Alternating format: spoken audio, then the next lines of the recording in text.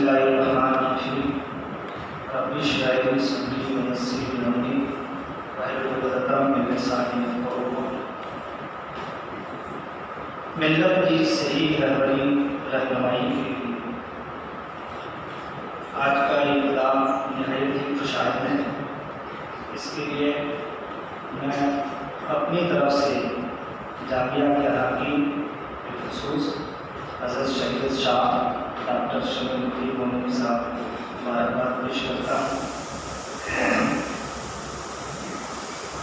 قربانی کی کھاد جب تک فروخت نہ کی گئی ہو، قربانی کرنے والے کو 3 اختیار ہوتا ہے۔ نمبر 1 کہ اپنے استعمال میں لائے، نمبر 2 بطور ہدیہ کسی کو دے دے، اور نمبر 3 فقراء مساکین پر صدقہ کرے۔ آج کی جو یہ حالت ہے کہ چمڑے کی قیمت اپنے نچلی سطح پر پہنچ چکی ہے، اس کی وجہ کچھ بھی ہو، اس میں 2 احتمال ہے۔ ہو سکتا ہے کہ حکومت کی وجہ سے ایسا ہو رہا ہے۔ آج کی حکومت یہ نہیں چاہتی ہے کہ چمڑے کی قیمت میں اضافہ ہو، جس کی وجہ سے مدارس اسلامیہ مضبوط ہو۔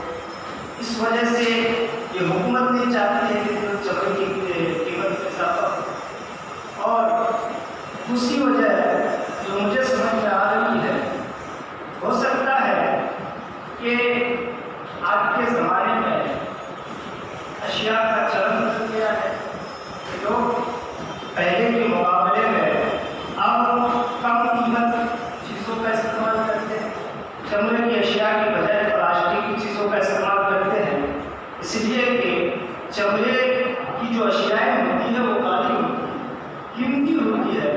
اس وجہ سے اب جب اس کا چلن نہیں رہا، رواج نہیں رہا، تو لوگ اس کی وجہ سے اس کی قیمت میں اضافہ نہیں ہوتا۔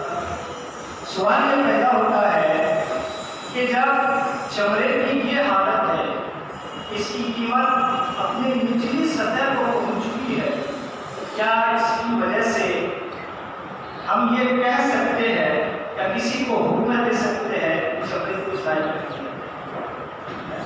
تو اس سلسلے میں عرض یہ ہے کہ اگر ہم اس بات کو مان لیتے ہیں کہ یہ حکومت کی جانب سے، یعنی حکومت اس طرح کر رہی ہے، وہ نہیں چاہتی کہ چمڑے کی قیمت میں اضافہ ہو، اس کے لیے ہم کو طریقہ یہ اختیار کرنا ہے کہ ہمیں ان کو شکست دینا ہے، ان سے واجبی قیمت ہم کو مانگنی ہے، نہ کہ ہمیں کسی دوسرے کو یہ مشورہ دینا ہے کہ آپ چمڑے کو دفن کریں۔ اس لیے ہم اس لیے نہیں کر سکتے، بلکہ چمڑے کو باقی رکھتے ہوئے اس کے استعمال حکمت عملی سے کیا جانا چاہیے۔ اس لیے کہ اگر ہم چمڑے کو دفن کرنے کے بارے میں کہتے ہیں، کسی کو مشورہ دیتے ہیں، تو ایسی صورت میں اس میں دینی نقصان ہے۔ دینی نقصان یہ ہے کہ اس کی وجہ سے ہم مال کے ضائع کرنے والے کہلائیں، اور جبکہ شرعاً یہ ممنوع ہے، شرعاً یہ ممنوع ہے۔ شریعت اسلامیہ ہرگز اس بات کی اجازت نہیں دیتی ہے کہ ہم مال کو ضائع کریں۔ ایک بات، دوسری بات یہ کہ چمڑا جو ہے ایک مال متقوم ہے، چمڑا ایک مال متقوم ہے کہ جس سے انسانی ضرورت و منفعت جڑی ہوئی ہے۔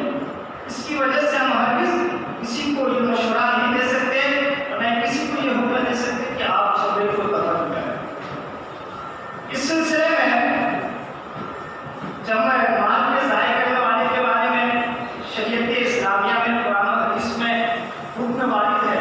اللہ تبارک و تعالیٰ کا فرمان ہے کہ اللہ تبارک و تعالیٰ قرآن مجید میں ارشاد فرماتا ہے وَلَا تُسْرِفُوا إِنَّهُ لَا يُحِبُّ الْمُسْرِفِينَ، کہ مال کو ضائع کرو، اس لیے کہ جب ہم کسی کو چمڑا دفن کرنے کا حکم دیں گے تو یہ اسراف نہیں ہے، اور ہرگز مذہب اسلام میں اسراف کی اجازت نہیں ہے۔ دوسری آیت کریمہ میں اللہ تبارک و تعالیٰ نے ارشاد فرمایا کہ ان المبذرین کانوا اخوان الشیاطین، کہ فضول خرچی کرنے والے یہ شیطان کے بھائی ہیں، اور ایک حدیث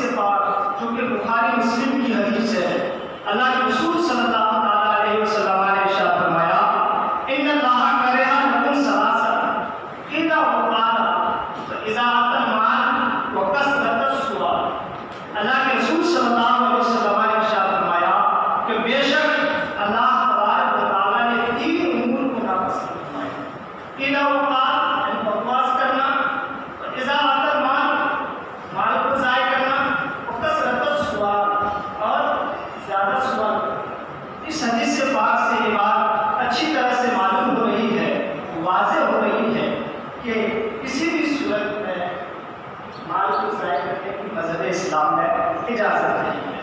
اب سوال یہ پیدا ہوتا ہے کہ آج کا جو یہ سچویشن ہے، آج کی جو یہ حالت ہے کہ کم چمڑے کی قیمت اپنی نچلی سطح کو ہے، تو اس وقت ہم کو کیا کرنا چاہیے؟ اس کے لیے بہت ساری صورتیں ہیں۔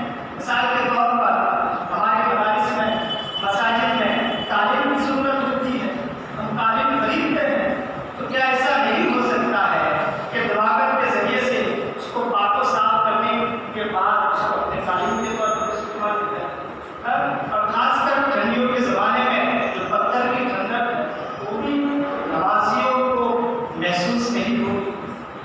دوسری چیز یہ کہ سب سے پہلے تو ہمیں حکومت سے مطالبہ کرنا چاہیے کہ چمڑے کی قیمت میں یا چمڑے کی جو ایجنسیاں سیل کر دی گئی ہے وہ اس کو چالو کرے۔